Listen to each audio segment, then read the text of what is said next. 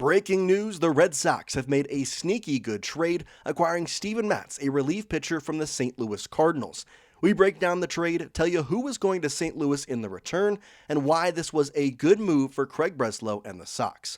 Welcome into Red Sox Digest, everybody. I'm Jace Andrews, and the Red Sox have finally made a trade here at the MLB trade deadline, and it is hopefully the first of many. Now, this is exactly why you should subscribe, because there's going to be more moves, and we are going to get them out to you first here on YouTube, just like this one. And yet 82.5% of you are not yet subscribed who watch these videos. What are you waiting for? Make sure you subscribe today so that tomorrow when the MLB trade deadline happens at 6 p.m. Eastern, you will not be in the dark about any moves the Red Sox make.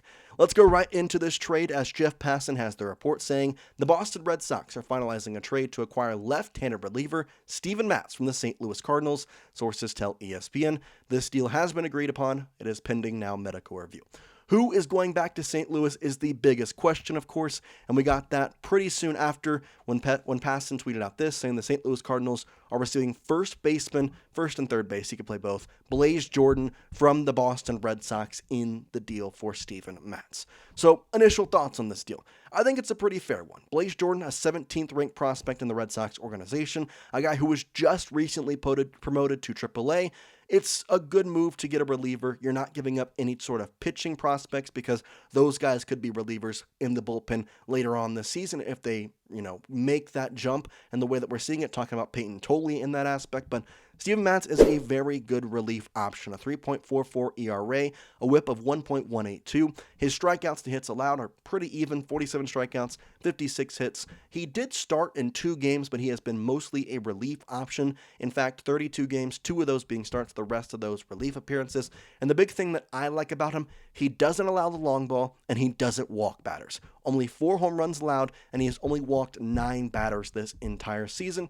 And I could really use that after watching Jordan Hicks give anybody and everybody a free pass onto first base. Now, I do want to bring up a quote that intrigued me about the way the Red Sox are looking at relievers. This was mere hours before the trade. Alex Spear of the Boston Globe had this report saying, quote, "Given the validity of relievers, the Sox are reluctant to give up top prospects, particularly upper levels of pitchers, for 2 months of a reliever, given that the pitching prospect might have a comparable chance of delivering a bullpen impact," end quote. Which makes me believe that the Red Sox are not going to move at least more than maybe 1, maybe 2 of their young top prospect arms, because they see them as bullpen arms down the stretch when we're getting close to, late August, even September, and hopefully into October baseball with the playoffs for the Red Sox. So that was very intriguing to me. To talk more about Steven Matz, we want to bring up his Baseball Savant page. Lots of red, and the big red number, again, I feel like this is a big reason why the Red Sox wanted him.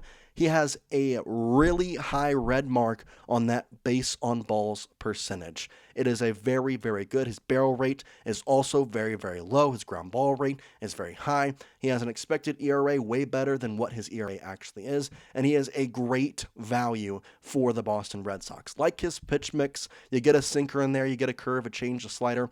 It's a lot different than what we are seeing from the Red Sox relievers right now. When you talk about Jordan Hicks and Aroldis Chapman, who are gas, you have more of a, I'm not going to say a Whitlock type pitcher because they're very different, but sinker, curve, change. It's going to be a lot more movement using the sinker to his advantage, and it's a pretty good sinker, 94.3 miles per hour. You can see on those little orange dots, a little bit of move there. I do like his changeup, and I think the Red Sox are going to like it a lot. We've seen how they enjoyed kind of constructing Brayan Bello's changeup along with a couple of other pitchers, so I think they're going to work with that changeup a lot. And like I said, with that percentage on the changeup being 18%, I do think with the Red Sox, we're going to see that closer to a 21%, probably similar amount with the curveball. And then he does have a slider that he uses pretty reluctantly, in fact, just 2% on the season. Now, given Blaze Jordan is going in return, it is a sad day, but he is going back to Chaim Bloom. Now, Chaim Bloom was the guy who originally got Jordan, and listen, he is a really good prospect, first base, third base,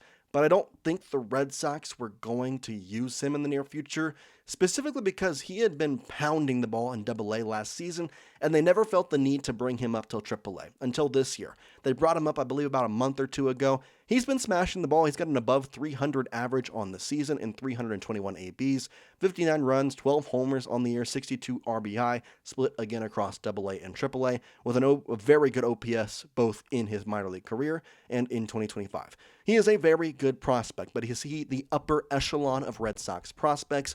No, he is in fact not, as if we go look at the Red Sox prospect rankings, Blaze Jordan, as I mentioned, is 17th on the list. You have a bunch of guys ahead of him. And that's the big thing. Maybe he is in AAA and probably a little bit more ready to reach the major leagues, given the path of some other guys like David Sandlin or anybody ahead of him, even Yoenis Cespedes, who's just an A-ball. But it's the ranking of prospects and the way that the baseball world sees Blaze Jordan.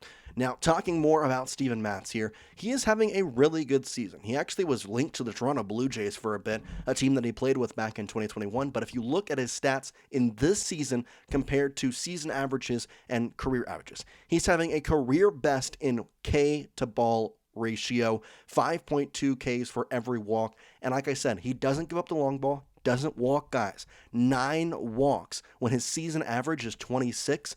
You're talking about, not over halfway through the season, and he has, way less than half of his season average. His ERA is definitely at a better spot, a 3.44. His WHIP, 1.18, which is the best we've seen since all the way. Honestly, it's his best. Actually, I'm realizing this now. That's his best WHIP in his entire career right there as well. 55 innings pitched, so not a small sample size. Does have 1 save, has 7 holds, which, if you ask me what the plan is for Steven Matz, it's probably another Garrett Whitlock. It's a way for the Red Sox to manage Whitlock in a 1-inning role because, well, Steven Matz has been in a 1-inning role. We kind of go here with a report from Tyler Milliken, one of the Section 10 boys. He has the report, again, 3.44 ERA. He loves FIP, Tyler does, which is kind of your unexpected ERA in a way, which what we saw on the Baseball Savant, it looks like he's pitching maybe better than his ERA is showing, and the FIP also proves that at 2.88 in 55 inning pitch. That includes a 7.7 K per 9, pretty good there, and a 1.5 walk per 9. That walk per 9 is, again, what I keep going back to.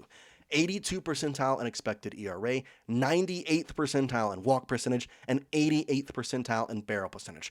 As I said, this Savant page is very intriguing to me, considering the way that the Red Sox, Andrew Bailey, and the pitching staff have been able to construct some of their guys earlier on and using them to make them even better. I think this is a perfect candidate for that same exact growth. Now, do want to go here to the Boston Sports Gordo as he tweets out this. He has been working as a reliever all year, which technically isn't true. He does have he has 2 starts this season with a 3.44 ERA.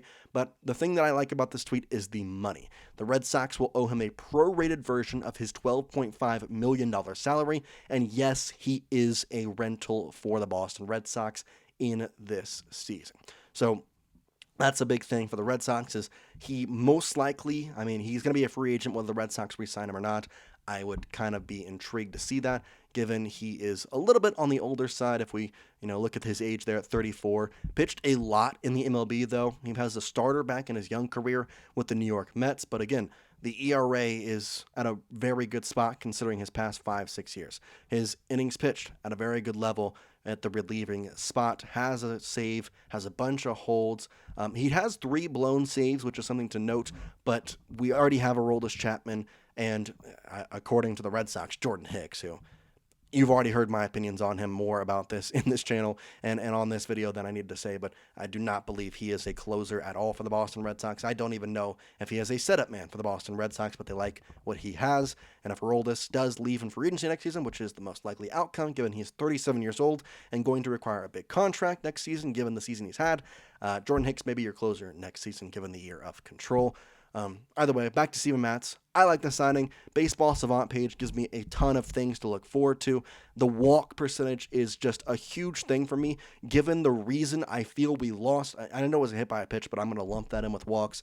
Given the reason why I feel like we lost the game in Minnesota that we shouldn't have lost, should have swept them, was because of the Jordan Hicks, let's say, craziness and not being able to use Aroldis Chapman due to back spasms and not being able to use Garrett Whitlock due to the Red Sox plane having some severe turbulence heading to Minnesota. Now, the Red Sox have an off day, so we won't see Steven Matz or any of the Boston Red Sox tomorrow on the MLB trade deadline day, but you will see us because we are going to be working around the clock when a Red Sox trade happens. We're going to get it out to you just like this one. So as I mentioned, hit that subscribe button. There are going to be much more moves to make for the Boston Red Sox and Craig Breslow, and they're working in stealth mode, but they're going to be making moves. This is just the first of what I can see to be many moves for the Bo Sox.